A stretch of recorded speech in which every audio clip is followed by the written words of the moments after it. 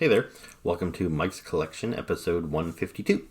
I'm Mike, and the part of my collection that I'm going to be talking about today is just a whole bunch of random stuff. We're getting close to the end of the year, and I'm starting to think about putting together my video for the best, figures of the year. And as I'm preparing for that, I realize I just have so much stuff laying around that I haven't reviewed yet. I still have stuff laying around that I haven't even opened yet. So this video here is going to be kind of a catch-all. It's not really going to focus on any one thing. I still have a bunch of G.I. Joes that I have to show you, which I'm going to do as their own video. I have a bunch of Star Wars figures that I'm going to do, as a Star Wars video. This here is some of the kind of random stuff that's been laying around and accumulating for the last couple of months. So kind of an unfocused review, and some of the footage I shot a while ago, and I'm just going to kind of integrated in with footage that I'm shooting today. So it might feel a little patchworky, but I want to make sure that I show you guys all the figures that I got this year before I start trying to compile a best of the year list. So without any further ado, why don't we just jump in and start taking a look at some of these figures. So this here is Skelegodd from the Masters of the Universe Revelation TV series and toy line. This is my first figure from this collection, and it is a deluxe figure, so it's in a bigger window box than you would see with like your average figure. I think this guy's at least $10 more than the average figure, maybe even 20. I think this guy cost me $40 Canadian when I picked him up a couple of weeks ago, and I haven't seen the regular figures in store yet, so I'm not sure what they're going to cost, but I assume they're probably going to be $30. Anyway, so the front of the box, there's not a whole lot to it. It's got the Masters of the Universe Revelation, just kind of logo font there on the front.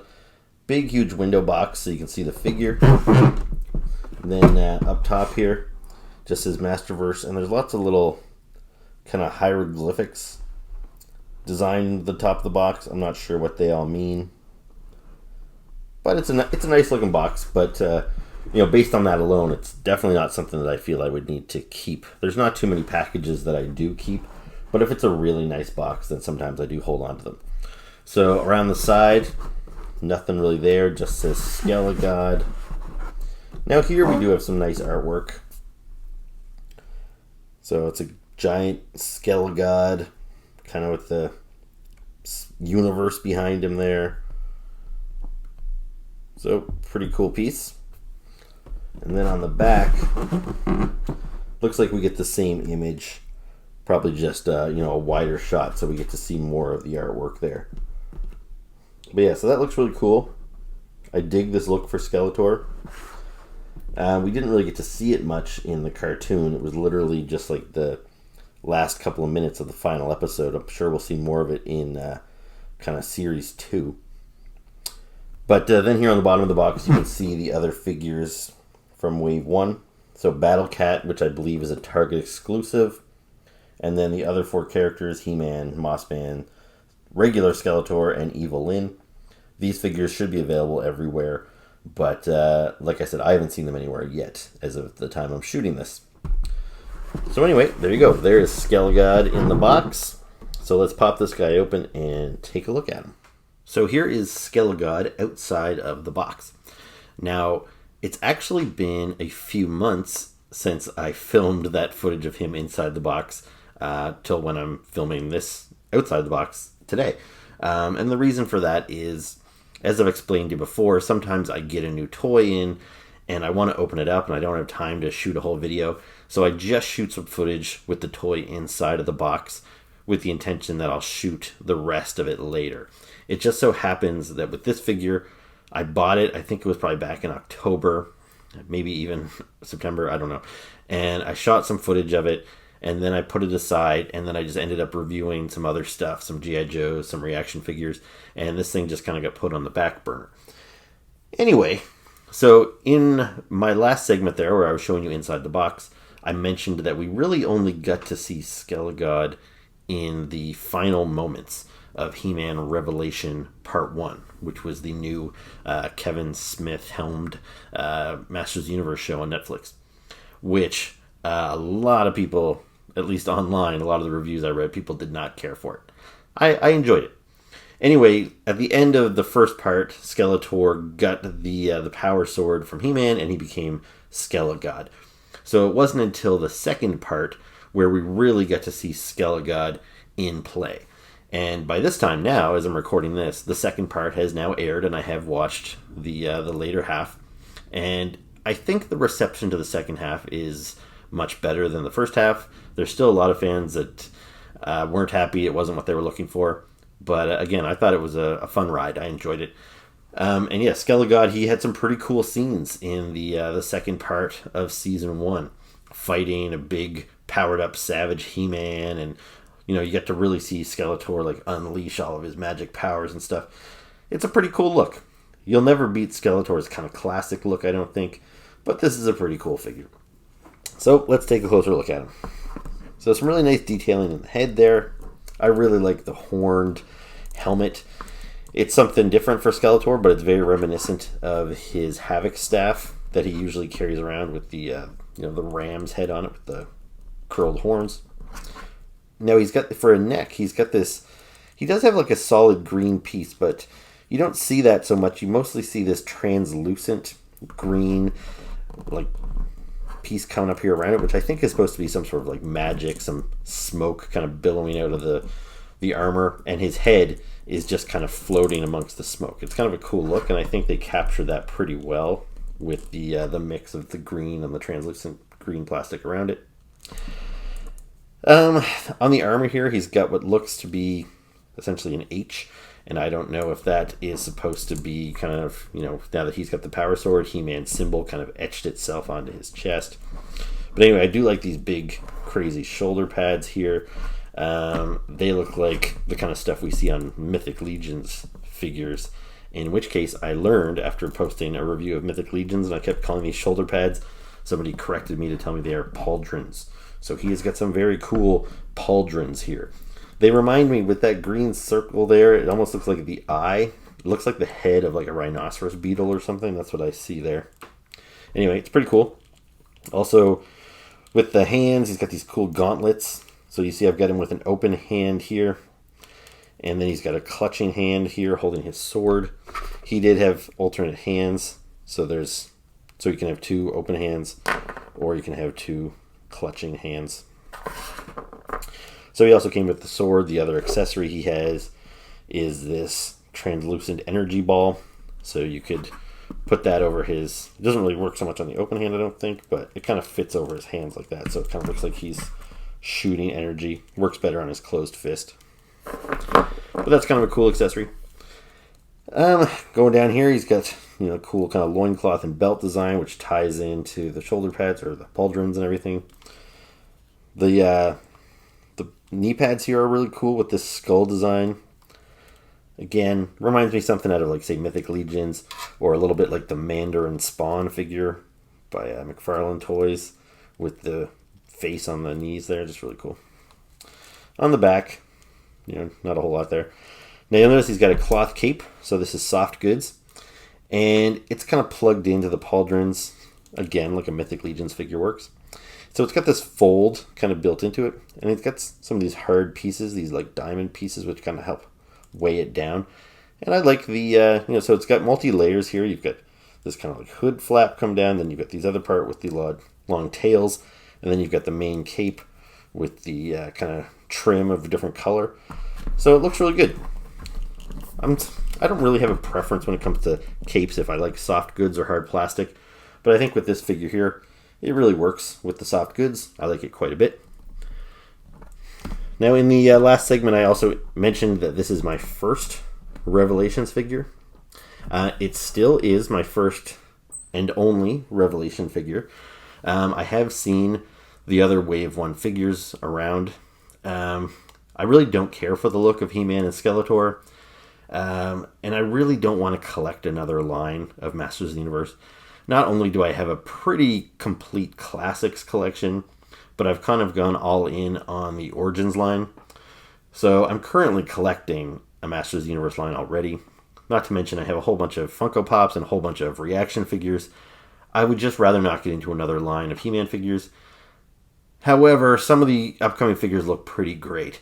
Like the Wave 2 figures, the Man-at-Arms, and like the Stinkor coming up looks pretty good.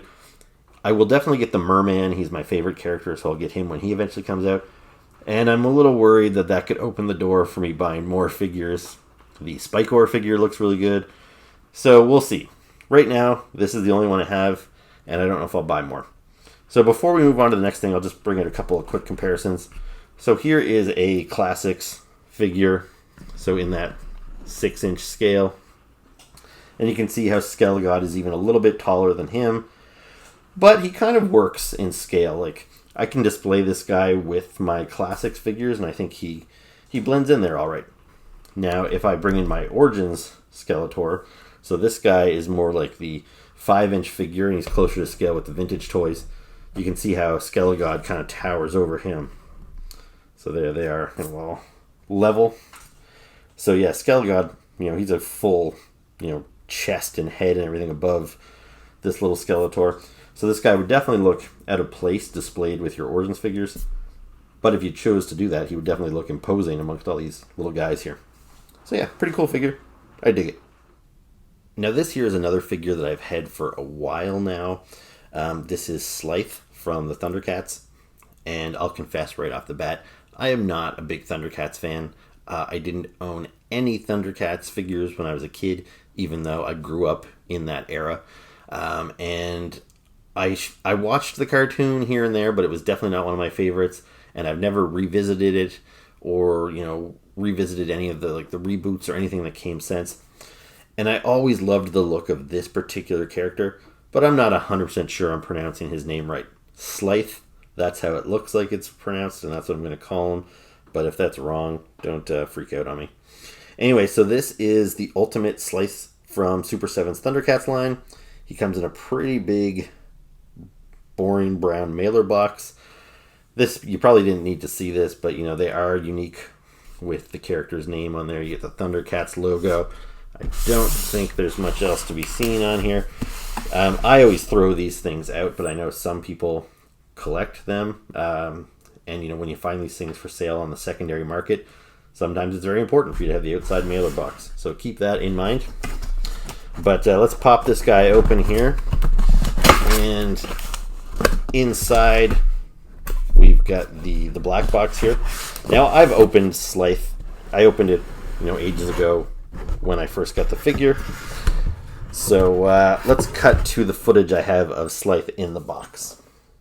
So here is Slythe outside of the box, and on the split screen I'll show you him inside of the box.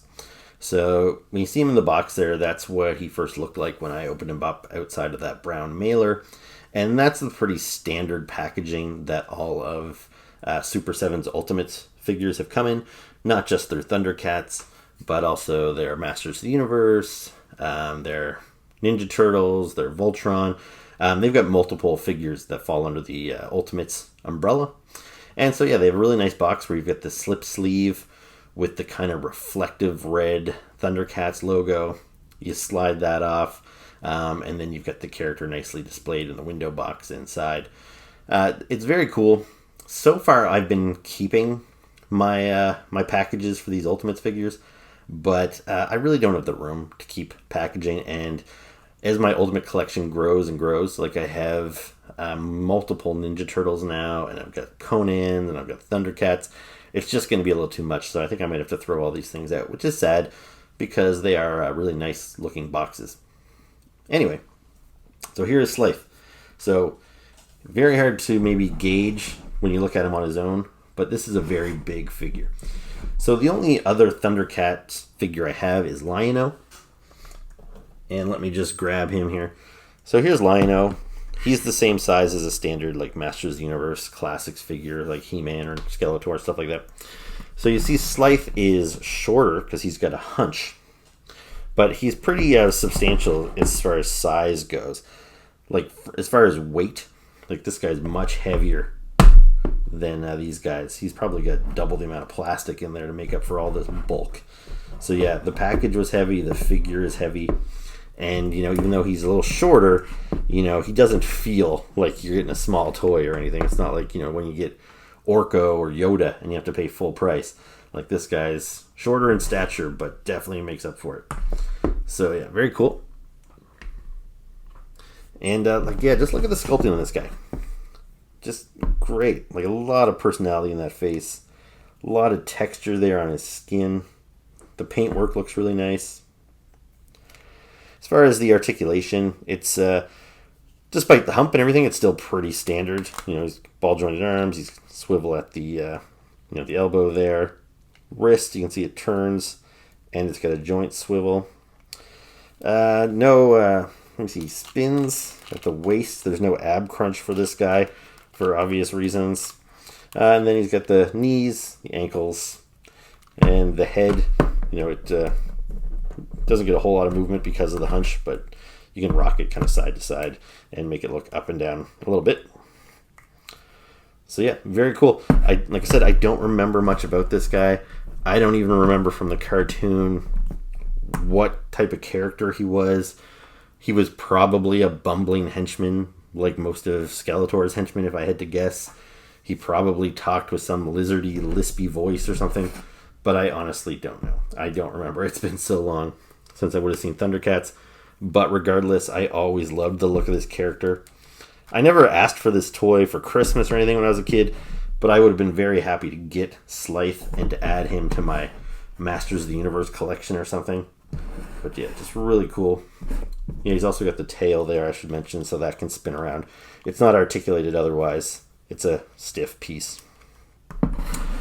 And so let's talk about his accessories. You see he's got this axe here. Multiple paint apps on that. Looks really nice. Then he's got the... I don't think this is technically a mace, but, another spiky weapon there. He also came with this much larger axe. And, it looks like it's got this kind of twisted handle on it.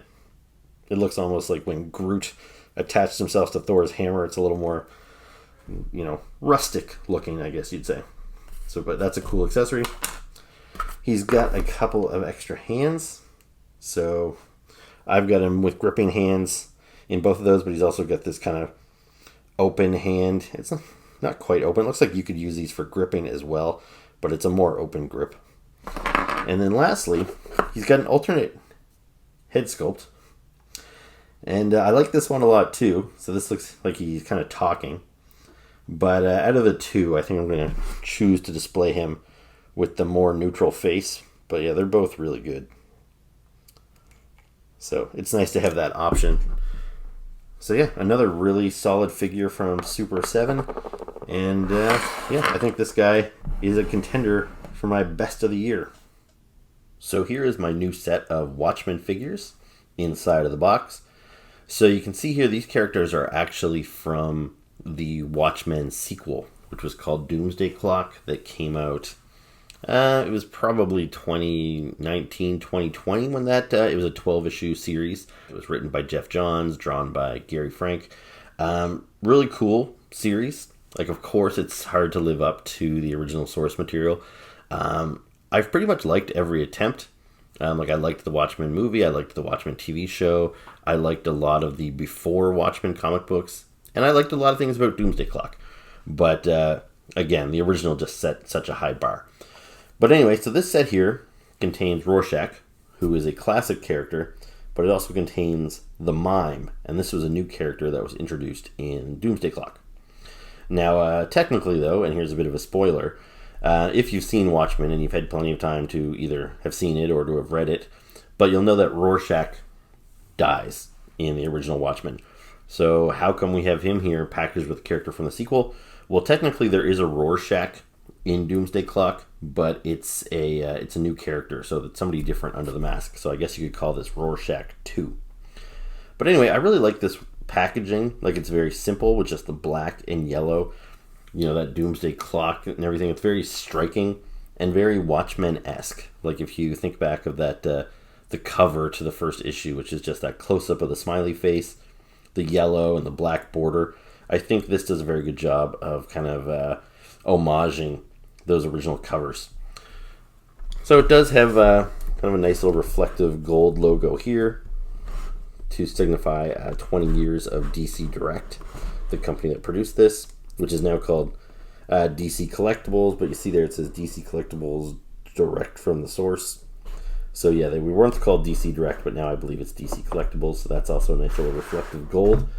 Not much else though on the side of the packaging. There's no artwork or anything like that.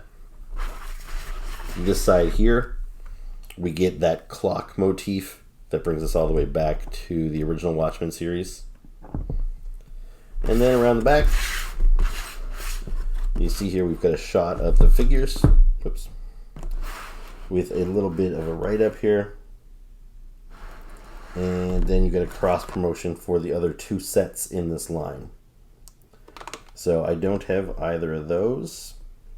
If I see them, I'll probably pick them up. And honestly, if this set had been like, say, $60, I probably wouldn't have picked it up. Not to knock the figures, I think they're like really nice looking figures, and I'm eager to pop them open and check them out. But the real selling point for me on this thing was the price point. This thing was priced at $25, and where I bought this from like GameStop or EB Games here in Canada, if you have a platinum card, which costs like I think $20 a year, $15 a year, then you get the Edge Platinum price. So yeah, I got this thing for $22.50, which is crazy because these figures are nicely detailed. There's lots of articulation. They're 6 inches. So they're the same quality that you'd expect to see from a Marvel Legend or a Star Wars Black Series, which are $30 a piece. Nowadays, they've actually gone up in price. A lot of times now you're finding them for $32.99, even $34.99. So to get 2 figures for like $22.50, I just couldn't pass it up. Plus, I do like these characters. So again, a simple but nice box. I like this presentation. But now let's pop these guys open and take a look at them. So here are Rorschach and the Mime outside of the packaging. Now, like Skelegodd, I've had these figures for months. I would say at least 3 months. And I filmed them inside the box when I first picked them up. So that would have been like, say, September or something. And now here it is in December, and I'm recording this part. So, yeah, when I was talking about these guys in the box, I mentioned that there were 2 other sets available, but this was the first one I had found. Well, a short while later, I did find another one of the sets. So I got the set with the comedian. Hopefully he stands up okay. And he came packaged with the marionette. So I never did see the third and final set that had like Dr. Manhattan and Ozymandias in it. So anyway, I already showed you these guys in the package pretty thoroughly.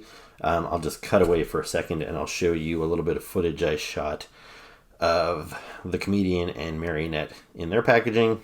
It's pretty much the exact same, so there wasn't much point in me doing a whole other segment. It's basically, you know, the same black, yellow color scheme. The only real difference is when you flip it around, it focuses on, it shows those 2 characters as the primary focus, and then these guys here are listed as a cross promotion. Anyway, nice packaging, but the greatest thing about these sets was the price. Again, I found the second set. It was also only like $22. So it's a real steal because these figures are, size-wise, they compare it. Like here's a Marvel Legend I have laying around. So, yeah, like they're bigger than the Marvel Legends. They're, comparable as far as articulation goes and detailing and all that sort of stuff. Like they're really nice figures. And so the fact that they essentially cost me like $10 or $11 each, it's crazy. Anyway, so let's talk a little bit about the figures. With accessories, you might have noticed when I was showing you inside the box, so Rorschach comes with his little, his grappling hook gun. He comes with his removable hat. And he also came with an extra set of hands. I think they were the same. I think it was a gripping hand and a closed fist. The only difference being one set was black and one set was brown. Now, I'm not sure of the significance of that. It might be, and this is just a guess, but perhaps the original Rorschach in the Watchmen comic book had, let's say, black gloves, and then the new Rorschach character from Doomsday Clock maybe had brown gloves. So maybe they gave you that option so you could kind of display this figure as either character. But I really don't know if that's the case. Anyway, I guess it's nice to have the option. I went with the black gloves here, as you can see. And then the only other accessories, like, so neither of these two had any accessories. The comedian, he's got a couple of pistols, which I've got in his hand here, and they can be holstered on him as well. But, yeah. So, what can I say about them? So, articulation-wise, like, it's good. It's not quite Marvel Legends articulated, but you can see they've got the ab crunched there. It's a little tight on comedian, but it should allow him to bend forward and lean back. He's got a good range of movement on his shoulders. Now, these guys are kind of tight. I haven't moved them much.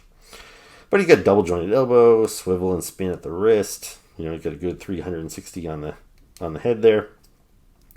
He swivels at the waist, double jointed knees, boot swivel, ankle. He's got rocker ankles. You can see like the ball joint on the ankle there, so lots of good movement. So yeah, really well articulated and really well sculpted. Like, I really like this head sculpt. He's got the kind of funny smirk. He's got the scar, the duotone in the hair, so it's like brown with the black overwash there, which looks really good. Yeah, I'm really pleased with this comedian figure, except for one real glaring missed detail, is the button. That is the famous smiley face button that he wears on his costume, and I don't know why they didn't paint a smiley face on there. That seems like a massive oversight, but what can you do? Now, Rorschach, so he looks pretty great. The hat fits him really well, stays on pretty good, but it also comes off pretty easily too. Just kind of, oh shit, that's not what I intended to do. It really stays on well. There you go. So you can see the hat, it's a little tacky, so once it stays on there, it kind of sticks. I think that's the first time I took his head off, so hopefully that's not a problem, but it seems like it's okay. But yeah, so he's got some nice detailing. You see all the stitching and the buttons and everything on his jacket. It's kind of soft goods here. It's like soft and rubbery, so that it doesn't hinder the articulation too much. It kind of bends when you move his legs forward and backwards and stuff. But he's got all the same double joints. The sculpting with the way the pants fold on the shoes and everything looks really nice. I like the design of the Rorschach test on his mask, because it kind of just looks like, a splotch, but you can also clearly see a face in there as well, with the eyes and then the kind of shadow of a nose and a mouth. So I like that. Looks cool. And then for these guys, so if you haven't read Doomsday Clock, you wouldn't be familiar with the mime or the marionette, but they were really fun characters. I enjoyed them quite a bit in Doomsday Clock, and I think these guys, I don't think they've appeared anywhere since. So the only way these guys have ever been drawn is by Gary Frank, and I think these figures, especially the mime, do a really good job of kind of capturing Gary Frank's artwork. So it looks like he's coming right off the page there. And pretty simple design, obviously, with just the black and white. But he's got all that same good articulation, double jointed, elbows and knees, and yeah, he just looks pretty sharp. I dig it, and he's he's the kind of character. He's new, but you're kind of surprised he didn't exist already. It looks like these guys would have been born to fight Batman. The mime and the marionette, it seems so obvious almost. So, in the Doomsday Clock, the premise of that is the Watchmen characters do cross over into the main DC universe. So these characters, even though they are from the Watchmen universe, they do actually get to face off against Batman. So it's pretty cool. If you haven't read it, I recommend you check it out. And yeah, these figures are pretty cool, and they will be nice additions to my DC shelf. So next up, I just quickly want to show you some Funko Pops that I got. I know a lot of people that are into action figures are not into Funko Pops, so I won't spend a lot of time with these guys. That's why I'm just kind of lumping them all together rather than going through them one by one. But you can see here I've got a pretty diverse taste when it comes to Funko Pops. Here I've got Oscar Martinez, so I'm adding him to my collection of Office characters. I now have most of the main characters. There's still a few more holes in the collection. I'm still waiting for a Phyllis and who else? There's a few more. Some of the people from the later seasons. But anyway, I'm getting pretty close to having the full Office. Next here, I've got Kraft Macaroni and Cheese. I don't know why I bought this. This is a whole line that they're doing. Funko had previously done mascots. So I have say, Kool-Aid Man, and I have Chester Cheetah from Cheetos. And, those make sense to me. But then they went ahead and started doing this, where they literally just took boxes of food. So they took cereal boxes, like Frosted Flakes, and just put googly eyes on it and arms and legs and said, here, buy this. And you would think, if you like Frosted Flakes, you would just buy the Tony the Tiger. I don't know why you would need the box with the googly eyes. But who am I to diss anybody for buying the Frosted Flakes box? Because I bought a box of Kraft Dinner. I love Kraft Dinner. I always have. I'm a very finicky eater. That's kind of, anybody that knows me well knows how fussy I am. I don't eat a whole lot of fruits and vegetables. When I go for pizza, I only get pepperoni on my pizza. When I go to Subway, I pretty much get chicken and cheese on the bun and like very, very few condiments. I don't drink mustard, or I don't eat mustard, relish, ketchup, all the usual stuff you'd expect people to put on hamburgers and stuff. I do not. I order my hamburgers plain, usually when I go to McDonald's. So anyway, for all those reasons, Kraft Dinner is one of my staples. I eat it at least once a week. People associate that with me. So when I saw this guy, I kind of felt, I kind of have to buy this. Next up, I've got Trey Cool, the drummer from Green Day. I'm a big Green Day fan. I have been since day one. All three members of the band are available. So you see Billy Joe, Mike Dirnt, and Trey Cool. I pre-ordered all of them online. And I don't know why, but they get delayed, and I'm still waiting for my pre-order to be fulfilled. But I went into a record store the other day, and they had Trey Cool, and so I just bought him outright, and I canceled my pre-order. So I will eventually have the other two guys, but for now, Trey Cool is all by himself. And lastly, I've got the Mummy from the 1999 Mummy with Brendan Fraser in it. So this is the Mummy as portrayed by Arnold Vosloo. And you'll get a better look at him when I open him up. But he's pretty cool because he's a little different than your standard pop figurine. So let's quickly open these guys up and we'll take a look at them and then we'll move on. So here they are outside of the packaging. Trey Cool here, he's the only one that came with a clear circular display base, which is optional, which is great. I don't understand why Funko does not give us display bases with all of these characters. It's very frustrating because I have half of my collection displayed outside of the box, and there's certain ones that just topple over all the time, and they don't have a display base, and they don't even have the option. So a lot of figures nowadays, like him here, you'll see he's got a peg in his foot, so he comes with a display base, which is perfect. So on the off chance he was a little wobbly, and he is a little bit, like he's not completely flat-footed, so he does stand on his own, but it's nice that he has a base that I can stand him on it. However, with other characters, like Oscar here, he didn't come with a display base. But see, he doesn't even have a hole in his foot, so I couldn't even buy like a generic one or something. So that's really frustrating. And after all these years, you'd think Funko would be on top of that. So anyway, so here's Oscar. So, I think it's pretty recognizable as Oscar. But this is one of those characters that if I put this on my desk all by itself, people would walk by my desk at work and be like, what the hell's that? What's that from? So you really kind of need him displayed with the other characters for him to really have the context for him to make sense. Now, I am a huge Office fan. I have watched it, from the first season through to the 9th final season so many times. But I'll be honest, I don't like when the Funko Pops are so specific like this. I have quite a few of the characters where it's scene specific. Like, for example, I have a Funko Pop of Kevin carrying a pot of chili. And there was like one scene in one episode where he was carrying a pot of chili into the office. He dropped it and spilled it, and that was kind of the joke. But now my Kevin forever has a pot of chili. And so this Oscar here, he's carrying a little voodoo doll, which obviously is scene specific. And I'll be honest, it doesn't even jump to my mind right now. I can't even think of the episode, even though I've seen it a million times. So it's kind of annoying that Oscar, who's supposed to be the kind of straight-laced accountant, if I make a little office display, he's going to be forever carrying this little creepy voodoo doll around, so it's kind of an odd choice. But anyway, he's cool. Now, before I move on to the next thing, I just want to mention that my wife actually bought me an advent calendar this year of Office Funko Pops, and it's really cool. Every day I get to open a new window and pull out a mini Funko Pop from the office. Now, I'm only 6 days into it, as I'm shooting this. And yesterday, on the 5th of December, I got Oscar. So I'm not going to bother showing you all my Funko Pops from the Advent calendar, but I just think it's kind of funny because so far I got like Michael and I got Jim and I got Pam, and those are all characters that I already have in Funko Pops. So when I opened up Oscar, I was like, oh, cool. This is the first time I have an Oscar because I don't have the normal sized one yet, and I like that he's just, standard. There's nothing really specific about him.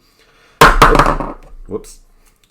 But anyway, so I got him on like the 5th of December, and then today on the 6th, I got a call from GameStop that my Oscar Pop that I had ordered months ago came in. So now I've got him in both sizes, which is kind of interesting. But I do prefer this one, the fact that it doesn't have a voodoo doll in his hand. But anyway, there you go. Pretty cool. Kraft inner guy. There's not a whole lot to say about him. He's not easily recognizable as a Funko Pop because he doesn't really have the oversized head you're used to seeing with the other guys. But, the graphic looks pretty nice. He is cute. He's got the wooden spoon, which that's pretty great, too. So, yeah, pretty cool character. He's cute. I don't know what I'm going to do with him, but... Yeah, and Trey. So, it seems like kind of a missed opportunity that he doesn't have green hair. I know Trey changes his hair color a lot, but I think what they were going for with all three members of the band is trying to capture their American Idiot phase. So, I guess it makes sense why Trey looks like this. But I think his green hair is a little bit more iconic. Anyway, I wouldn't be surprised if they make other versions of these guys in the future. But, he's got his little drumsticks, obviously, to signify that he's the drummer of the band. And lastly, we've got Imhotep, or the Mummy. And this guy is really cool. I don't have the Funko Pop of the original Boris Karloff Mummy. I do have a Funko Pop of the Mummy from the Tom Cruise movie that nobody liked. So I've got the two lesser mummies, but still these guys can hang out together on my shelf. But yeah, this guy's really cool. I like the way they put him together and what they chose for him. Like his body, you can see how different it is. He's got this very wide base, so I don't have to worry about him falling over. So this is kind of the scene where he turns into a big sandstorm, and his jaw is like disconnected because he hasn't absorbed enough living people's souls yet or whatever to become fully human. So yeah, he was mostly human now, but still a little monstrous, able to control the sand and everything. So yeah, I think this is a really cool Funko Pop. And yeah, even though, this movie's fun, it's kind of dumb, but I think this guy's really cool. So the last thing I'm going to talk about in this video is some Godzilla figures. Now, I'm a big Godzilla fan. I have been since I was a little kid. I have all kinds of various Godzilla figures in various formats made by various companies. So I've collected those since I was a child. Although there was never really a really good quality, affordable line. Like there's some really high-end lines from Japan, but here in North America, a lot of them were kind of like hollow rubber toys. They weren't like detailed action figures until Neca came along. So Neca started making these really nice 6-inch Godzilla figures. And even though I loved the look of them, right from the get-go, I was a little reluctant to collect them just because I thought 6 inches seemed kind of too small for Godzilla. Like this guy's to scale with, my Thundercats and my He-Mans and now my G.I. Joes and everything. I wanted my Godzilla figures to be a little bit bigger. But once I kind of realized how many figures Neca was planning on putting out, because they put out dozens of figures, and it covered the whole range from Godzilla's very first movie, so that's why you see this black and white figure, right up to Shin Godzilla, which was that kind of crazy reimagining of Godzilla that came out just a few years ago. So they put out figures from the oldest movie to the newest movie, and all the movies in between, and I really wanted to collect them all, and I have a good chunk of them. And that's when I kind of started to appreciate the 6-inch scale, because if they were making all of these at 12 inches or so, I just wouldn't have room to store all of these things. So neither of these are the figures that I really wanted to show you today, though. I've had these in my collection for a while. Last year, Neca lost the license to make Godzilla figures, and that was kind of a bummer, because I didn't know what would happen.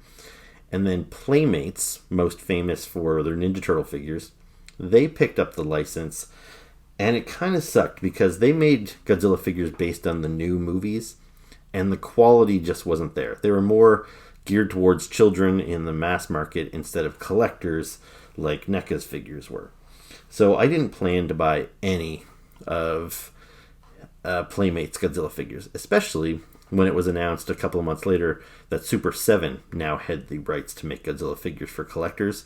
So we haven't really seen what Super 7 is planning to do yet, but I'm kind of just waiting and biding my time, and I'm sure I'll end up collecting the line that Super 7 eventually puts out. Anyway, I was in Walmart a little while ago, and I came across one of Playmate's Godzillas, and let me just bring him out here. So this is Godzilla from the newest movie, Godzilla vs. Kong, and this is from the scene where Kong and Godzilla fight in Tokyo, and they're all lit up by the neon signs. It's kind of a futuristic version of Tokyo. And so this figure here is painted to look like, he's reflecting all that neon lights. And I thought that was a really cool scene. Like, it looked, maybe it wasn't realistic how the lights would reflect on these guys, but it looked really sharp. And I'm sure that's why the director went with it. He just wanted it for the visual. And so I saw this figure, and even though he's kind of cheap, especially when compared to Neca's stuff, I thought, you know what, this is a pretty unique paint job. And Neca never got around to doing this because they lost the license before the newest movie came out. And I didn't know if we'd ever get this color scheme ever again. So I thought, you know what, I'm going to pick this guy up. And these figures were quite cheap. Like I said, they're at Walmart at mass retail. And this figure, I think, was like $12.99, as opposed to these figures here, which were about $40. Anyway, I don't know if you can tell just how the detail is lacking, but these figures are probably not the best comparisons for this figure. So let me grab a couple of Neca's modern Godzilla. So this is the Godzilla from the American-made MonsterVerse movies. So let me get these guys out of here for a second. Now here we have Neca's Godzilla. Now this is their version 2. The first one was in just the standard, dark green or grayish colors throughout, but this is him when he's kind of powering up for his atomic breath. I forget what they actually call this figure. It might be like Atomic Godzilla. And then I've also got this one here, and this is from the second Godzilla movie, King of the Monsters, when he gains Mothra's powers and he kind of goes, full nuclear. And I can't remember what they call this Godzilla either. But both of these character designs, these molds, are based off of the MonsterVerse Godzilla. So these figures are probably the best as far as a comparison to this guy. And right away, I think it's obvious, like, the sculpting just isn't up to snuff. Like, look at all that sculpted detail and the scales and everything on the Neca figure. It looks really great. Where this guy here, it's just a softer sculpt. Like, the detail is not as sharp, especially in his face. Like, they didn't paint his eyeball. They didn't paint, inside his mouth, paint his teeth or anything. Like, it's definitely a cheaper figure. But when I got it home and displayed it next to these guys, I was actually pretty impressed with how well it kind of held up. Like, not to necessarily really close scrutiny, but scale-wise and everything. And, just kind of the basic shape of him with all the scales down his back and everything. I think he looks pretty cool displayed next to these guys. And it actually prompted me to go back and buy the King Kong that also had the neon light reflected, because I thought it might be cool to have the Godzilla and the Kong with the purple and blue highlights. So yeah, this figure kind of surprised me. It's better than I expected. I don't anticipate running out and buying the various other versions of Godzilla that they have, but this one here is not too bad. Anyway, so let's move on and take a look at Kong. So I went back to Walmart a couple of days after buying that Godzilla, and I picked up the neon lights King Kong, and I just don't think the lights looked as good on him. It just kind of looked like random blue and purple paint on a King Kong, like he'd been in a paintball fight or something. And so I was like, you know what, even though I was impressed with the Godzilla, I don't think I need the Kong, and I was going to walk away. But then I stopped to look at the other figures, and I saw this Kong here that they call Antarctic Kong. And this one here, he's got the flecked kind of snow all over him. And so this is from the scene in Godzilla vs. Kong when they go to the Arctic to kind of find the entrance way to the hollow earth. And there's a scene where Kong is in the snow. And I thought this was kind of cool. So even though I don't have a matching neon Kong, I thought this actually just looked much better, and I would have much preferred to have this guy in my collection, as it's kind of a unique paint job. And even though there have been many Kong figures released over the years, I don't think we've ever gotten one with the paint, with the snow painted on them. And even though this is kind of a cheap figure and the paint apps are few and far between on the Playmates figures, I actually think the snow looks really good. Like, they did a really nice job on that snow paint job. And as you can see, I have not even opened this figure yet. I'm going to do that in a minute. Here are the other figures available in the line. So there you see the Neon Kong, the Neon Godzilla, a couple other Godzilla options. And while I was there picking up Kong, I saw Mechagodzilla. They actually had two different versions of him as well. And I thought, well, if I'm going to have Godzilla and Kong from Playmates, I might as well pick up a Mechagodzilla. It was hard to choose between the two because they were pretty much identical. Just one was a darker shade and one was a lighter shade. I went with the darker shade. So this guy's like a really dark, almost black metal, where the other guy was like a much more chromy silver. And the reason I went with this one is because I have the Funko Pop Mechagodzilla, and he's a nice silver color. So I thought this was a little more different. And so there you go. This guy's got kind of a cool translucent red fins down his back. He's got some accessories there. They both have like battle damage, which we'll take a closer look at in a second. So yeah, there you go. I'm going to open these guys up and we'll take a closer look at them. So here are all the figures outside of the packaging. So let's first take a look at King Kong. So it's not a bad figure. I gotta say, I am kind of impressed with these guys. And if I was a kid and I asked for a Godzilla and Kong figure, I think I'd be pretty pleased with these guys. But just knowing, the quality of figures we've gotten from other companies in the past, these things definitely look inferior. You can tell these are more mass market toys. So I don't actually have one of Neca's King Kongs, but I do have one from, I think it was Mezco made this Kong just like a year or two ago. And just when you look at that sculpting and the paint, like this was a, like a $30, $40 figure as opposed to this $12 figure. And I think it shows. So yeah, it's kind of a bummer when, as a collector, you go from this quality down to this quality. But I think these are just kind of different markets. They're going after a different audience. And yeah, this figure is not too bad. And I do like the unique snowy paint job on this guy. So while the sculpt is soft, it's not bad. And it does look like the Kong of the modern movies. He has a different look than he had in any of the previous Kong movies. So, I think you can tell just by looking at it which Kong this is supposed to be. As far as articulation goes, he's got, ball jointed shoulders. He moves at the elbow, spins at the wrist. Nothing crazy, no ab crunch or anything like that. But he's got a good range of movement at the legs, the knees, nothing at the ankles. His head side to side, there's no up and down. Now, all these guys have a battle damage accessory. I think it's probably the grossest on Kong. Because with a lizard, if he loses some scales, not such a big deal. Robot, who cares if you break some pieces off. But with Kong, maybe just being a mammal, I empathize with him. But that looks like a pretty nasty cut. And having that red underneath just makes it extra gory. But you get this piece and you can just kind of snap it into place. Which I haven't done before, so it might take me a second. But anyway, you get the idea.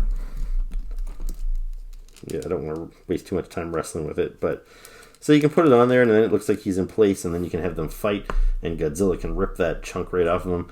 And yeah, that's pretty gross. But not a bad Kong figure. And he also came with a little vehicle here. This is the Osprey. I don't know if it is articulated at all. Nah, the blades don't spin or anything. So that's just a pretty basic little pack-in. But for $12, what do you expect? So with Godzilla, I know we already looked at him, but I did forget to show you his battle damage. So I've already got that piece there in his chest. It looks almost kind of like a lightning bolt shaped. I don't know how easy it is to get it back out of there once I put it in there. I can't get a good grip at it, but so maybe I won't bother. But anyway, that's where his battle damage is. And I forgot to mention he also came with some atomic breath. So you can open up his articulated jaw and kind of put that in there and have it look like he's blowing some atomic breath. So that's pretty cool. And then lastly, we've got the Mechagodzilla. He's also got the articulated jaw. Again, a very soft sculpt. I'm sure if Neca made this, it would look incredible. But, you know, this will do. I just don't like this look for Mechagodzilla all that much anyway, no matter which company was making the toy. I like the classic, you know, big chunky Mechagodzilla from the old movies. This guy here, he's a little skinnier. It's a weirder design. So he also has an atomic breath accessory. So his is red. Put that in his mouth. And there's a little hole on both him and Godzilla, so it kind of plugs into place. So that's pretty cool. I don't think even the Neca figures did that. So that's cool that can rest there. And then he also has battle damage on his chest, like so. So you can plug this piece in here. And there you go. So not bad.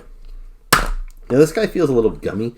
The rubber's a little soft for him, and even when I took him out of the package, I noticed his toes were kind of all deformed. I don't think they're supposed to be pointing upwards like that. And I noticed both him and Godzilla do tend to topple over. Their joints don't really stay in place all that well. Godzilla's legs are very loose, so there's not a whole lot of poses where he can hold his weight. It has to be very specific. Otherwise, his leg gives out and he kind of goes down. So yeah, these are not perfect figures. I wasn't really expecting them to be, but for the $12 or whatever I paid for them, I think they're pretty cool. So I hope you enjoyed this kind of mishmash patchwork video. If you did, please make sure to hit the like button, hit the subscribe button. Stay tuned for future videos. Like I said, I want to try and show you guys all this stuff before the end of the year, and that's only a couple of weeks away. So stay tuned for some G.I. Joes, some Marvel Legends, Star Wars, Transformers. I still have a lot of videos I got to try and get out there to you guys. So watch for those. But, I appreciate anybody that sat around and watched their way through this video. And, anyway, I'll see you next time. Ciao.